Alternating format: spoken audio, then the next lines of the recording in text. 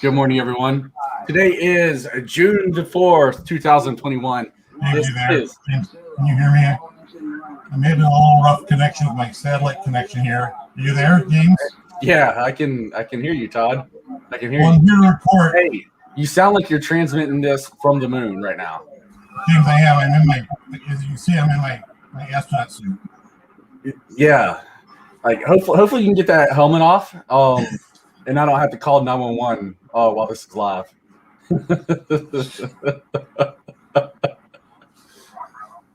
Oh, that would have been funny if you got your head stuck in that on camera, man. That would have been funny. Well, I'm here to report to let you know that there is no sign of AMC at the moon. No. But guess what? You can keep that on because we still have POAI. Just remember that. I'll be prepared for that. But I did see another astronaut crew up here. It was Team Apollo 15, almost 16. 3 astronauts, Joel, Cameron, and Nick. And I asked them if they had seen AMC or anything up here, Blackberry, POAI. They said they saw a while back a little flash, and then it fizzled out hard, and they wasn't sure if it was a falling star or GameStop or something, but it was but they haven't seen anything here at the moon. I guess that's not a good sign for all them apes. Well, I'm concerned for them, but I just felt it was our responsibility to go check this out and help them out. So, well, you know what? We're gonna fuel up their rocket ships and send them on their way today. All right. Man, if I'd have known you was gonna wear that, I would have changed the porn music on our first little 5-minute countdown to Elton John's Rocket Man. Oh, okay. I got a little Houston Control Center going here in the background. All right, everybody. So good morning. Today is June 4th, 2021. This is StockCast, your pre-market show. My name is James Mason. Obviously, with me is the guy you all love and adore, and the show cannot do without Mr. Todd Derby.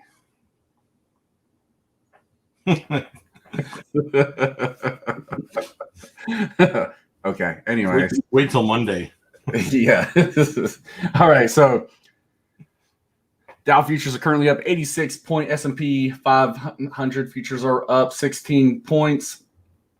And the unemployment numbers just came in not too long ago.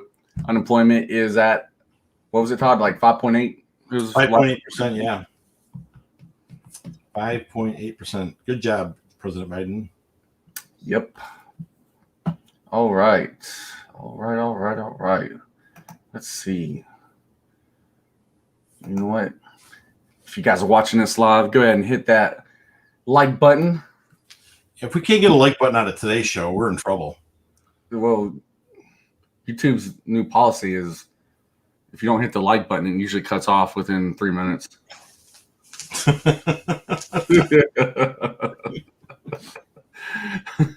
All right. Let's go ahead and get into it. It's Friday, and you know how Freaky Fridays are. Let's talk about Blackberry. Ticker BB. We spoke about this the other day, and this thing is starting to move up here pretty nicely. But the range that I will be looking for, let me change this. The range I will be looking for is to break above $21 right here, which is break above this high on this candle. So I'm going to see it break above 21, and really,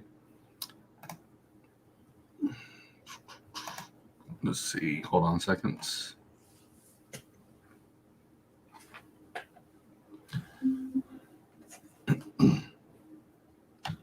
Break above 21 with a target price range. And again, these target price ranges are just, I'm going to say guesstimations. I'm not guessing here. I'm actually looking at the chart. But I mean, bottom of what I was going to say is you just never know what's going to happen in the stock market.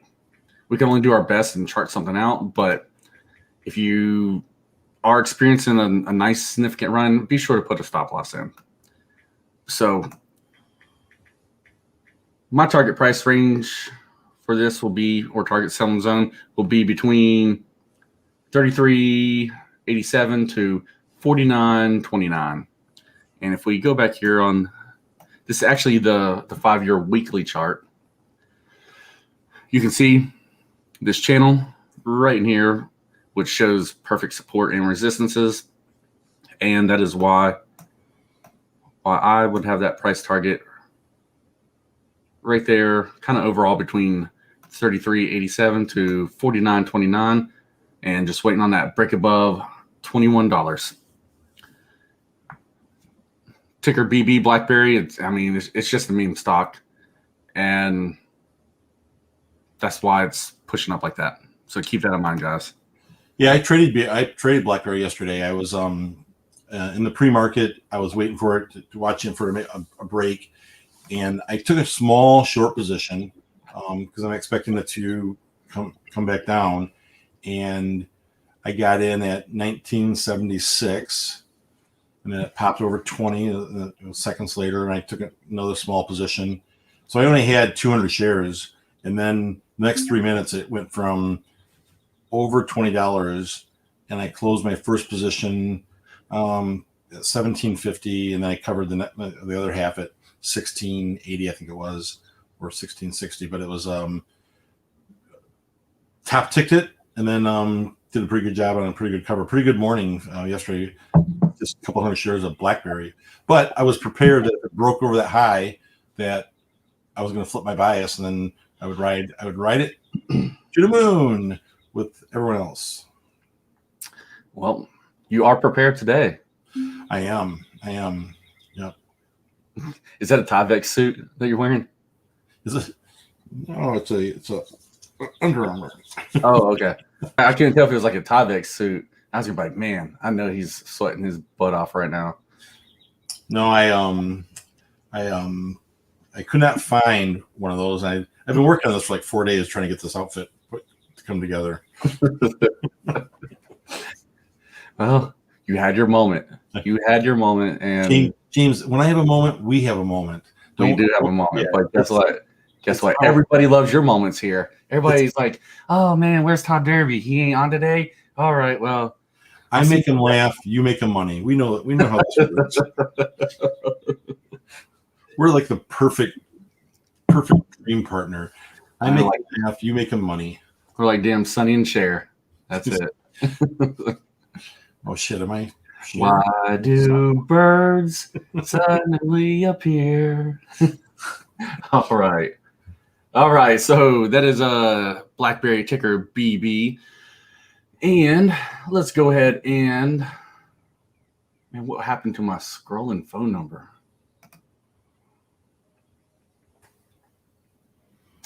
Actually, see this number, everyone. That's Johnny's company cell phone number. 615-981-4570. Just text him something ridiculous. Doesn't even matter. All right.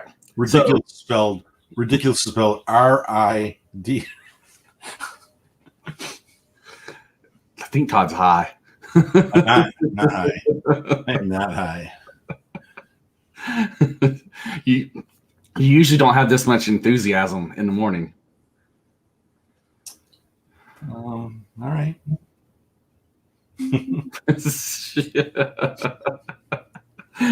All right. Okay. So let's go ahead and hit a text message that we got for the mail call segment. So the question is, I'm new at trading. I would like for me to look at ticker SONM. And the question is basically just asking my opinion on it. So let's pull it up here on the chart. SONM. So Sierra, Oscar, November, Motel. And stand by 1 second. All right. Last update on ticker SONM for short interest. Let's see. Share short, 950,000 shares being short, so relatively nothing. And shares outstanding, 66.3 million. The float, 49 million. So that share structure is not bad. And we are currently here at the pre-market at 51 cents. And let's see, this is obviously a tech company since it's literally in their name.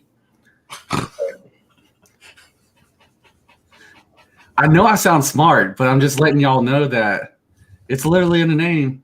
Just saying. If y'all were wondering. All right. So anyways, like I've spoken about before, these companies, I mean, this company's trading on the NASDAQ. This is the top exchange for them to trade on, and they have to get over $1. We can see that they have, man, they've been under $1 for so long. And I haven't even looked into their financials, but I can pretty much guarantee that somewhere in their financials, they've already received a delisting notification or notice, whatever. Again, I haven't looked up, but I would pretty much assume that they've already received that delisting notice. So depending on what is actually in that delisting notice, on what they need to, what requirements they need to meet, and how much time they were, allowed to meet those requirements, I'm going to say pretty much they probably received a standard of 180 days. And with this thing just being under $1 for so long and not being above it, hold on a second. Since March 19th, it's been under $1. Yeah. So they weren't even really, even on that push up in February, they weren't even above $1 for the required time period. Man, I don't know, these guys seriously might be setting up for a reverse split just to save themselves. That's what I'd be worried about overall. Somebody should look at their address and see if they even are in business anymore. They might have a for sale sign out front. You never know. It's a technology company. It's probably in some suburb of Chicago, like a little 2-story flat. You'd be surprised how often that happens. I mean, like, I've seen some of these, I guess the equivalent back in the day, some of these, they'd be meme stocks, like over the years, before like meme stocks was officially coined. And if you dug into their company information, I mean, you would see literally these companies being ran out of like someone's personal home. And it's like a manufacturing. It's like a manufacturing company. Like, no, like you're not manufacturing cannabis, at least legally, out of this home, or at least not in the 5 million market range. Exactly, yeah. But anyways, so man, this company might be for real on the rocks and flirting with a reverse split to get back above that $1 price point, and that is what I'd be worried about overall. But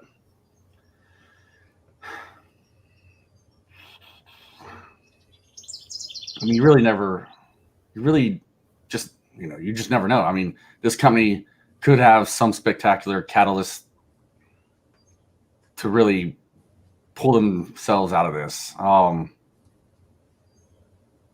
The likelihood of it, with it being a tech company and them being such a low PPS value right now, probably not likely.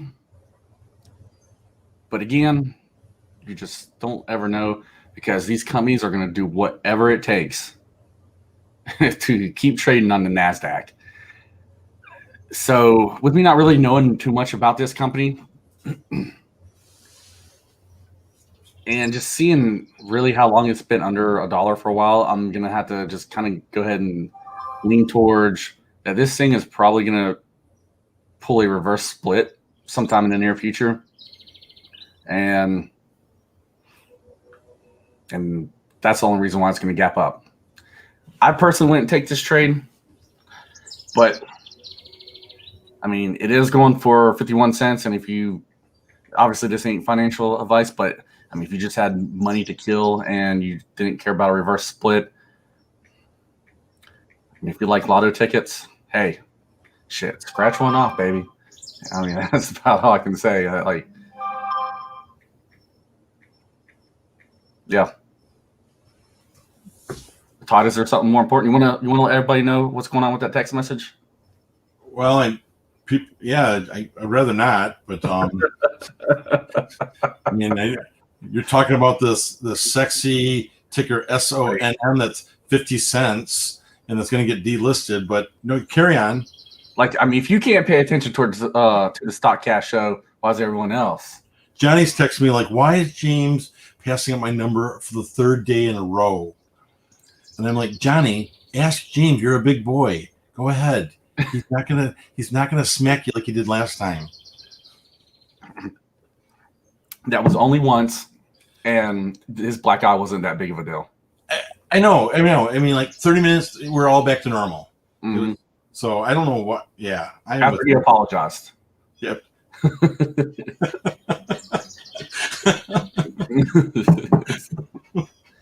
Why do you make me hurt you, Johnny? I'm sorry, James. All right. So yeah. Yeah. This one for me. I could be wrong, but I would have to give this a no-go. I mean, if this was a bio company, I'd be like, oh man, I'll roll the dice here at 51 cents because, you know, with bio companies, the cool thing about them is they'll post some fluff bio PR and shoot this thing up, 2 to 3 points like it ain't nothing. Right, correct. That's why I enjoy trading just bio stocks. Like, there's always a catalyst, always. But with this being a tech company, if you didn't realize, since it's literally in the name, with this being a tech company, man, yeah, there's really no telling. I mean, you guys got to think about it. I mean, how long has tech been just like booming in this market? And look at this ticker. I mean, this ticker has done the opposite of what the tech industry has done. So, yeah, for the person who had sent this question in, just be careful. Would not get my hopes up too high on this. This is one of those, if you're already in this and if you can become profitable, at least put your stop loss at your entry price or your average price. That's what I would do. All right. Let's see. Todd, do we have anything going on in the comments today? No. Someone mentioned CCIV, which had a little run this morning. Someone's mentioned NVDA. They're asking if it's bullish or bearish. And then someone commented about TLRY. Well, I've been seeing everybody talk about TLRY pretty, like, it's starting to come up pretty. Isn't TLRY a marijuana stock? Mm-hmm. Yeah, so I think they light up the hoochie a little bit and then they want to talk about it. Yeah. So my breakout point looking at this would be breaking above yesterday's highs. Really, my breakout point from in the past was 21.31. I mean, hold on a second.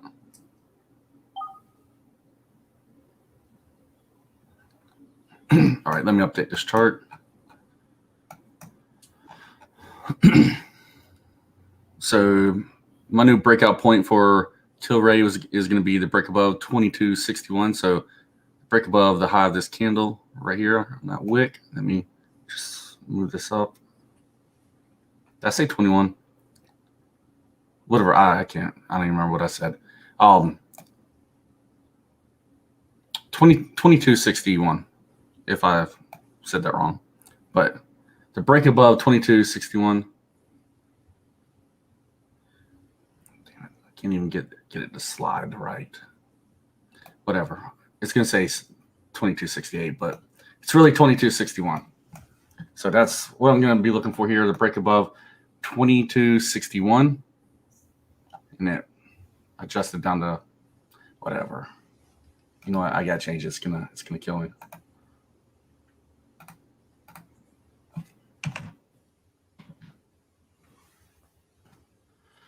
All right, there we go. So the break above 2261 is where I'd be looking for that breakout, and that next target would be at 33. So that would be the top of this channel right here. And then, man, if we break above 33, which I kind of would expect it to go up here, get a little resistance, pull back some, and then do that push up after that. So if we eventually break above 33, then the next target will be 4150. And this is ticker TLRY. And let's hit NVDA real quick. I haven't looked at this one in a little while. While you're looking that up, someone asked if there's a favorite Friday ticker. I don't have one. I don't think James does. We basically trade what the market offers, and so is today an expiration for options day? So sometimes Fridays can be volatile because of the option expiration dates. Oh, you're talking about like a what is today's date? Oh, it's the 4th. I was thinking, I was like, man, what is today's date? What month is it? June. It has been for a couple days. Well, I mean, there will be options expiring, just in general. Right. It's not like a triple witching or nothing like that. Oh man, I lost my train of thought. Thank you, Todd. And NVDA. Obviously, because it's on my chart. So, anyways, I'm here to serve.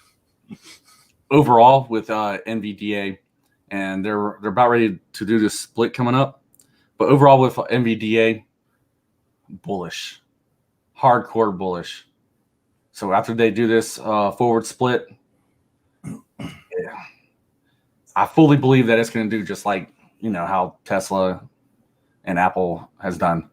Everybody's trying to jump in to just have a foothold in these tickers before they do these forward splits. And usually after that split, it'll pull back just a little bit, and then they usually have a pretty significant bullish run after that. So there's kind of really no point of giving numbers now, since it's hitting all-time highs at this moment, and they're soon to be doing this forward split, because those actual numbers are not going to matter after that split, since everything will readjust in the future. And by the time something actually breaks out, those actual numbers will be irrelevant for the people who document this, if that makes any sense for everyone. Like if you weren't following like the forward split with like Tesla and Apple to understand how that worked, then this will probably be confusing. But if you know exactly what I'm talking about, this will make complete sense, and you'll understand what I mean by the splitting and then having that bullish run.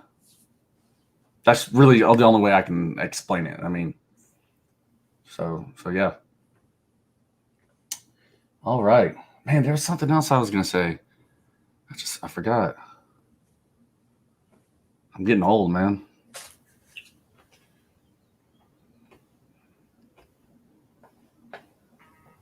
And this is where we just awkwardly just look at the camera. No, I was just. You got any big plans this weekend? Okay. That's a different change of gears. Segue.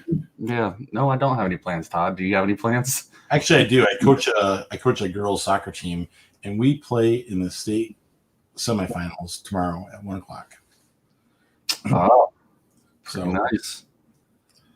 Hoping to find some success there. Awesome. If you guys win, you're gonna get like a big Super Bowl ring or something. I'll get a shaved mohawk and a big tattoo on my lower back. This says winner. I see you taking all the girls to the local tattoo parlor. Yeah. Get them all tattoos that says #winner. They're 10, but but they're 10 years old. You know what? You're right. Make it a little bigger so they can grow into it.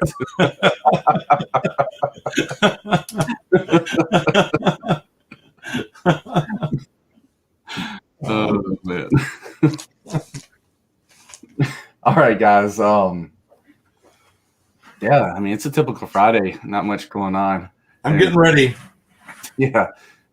He's putting that on for POAI in the future for whenever they decide to drop a catalyst. Houston, you are confirmed to go for orbit. I mean, I can pretty much say that you're not on that AMC rocket ship. What is AMC doing this morning? I know we just kind of spoke about it pre-market, you and I. Let's see, AMC. Man, hit a pre-market low around 44.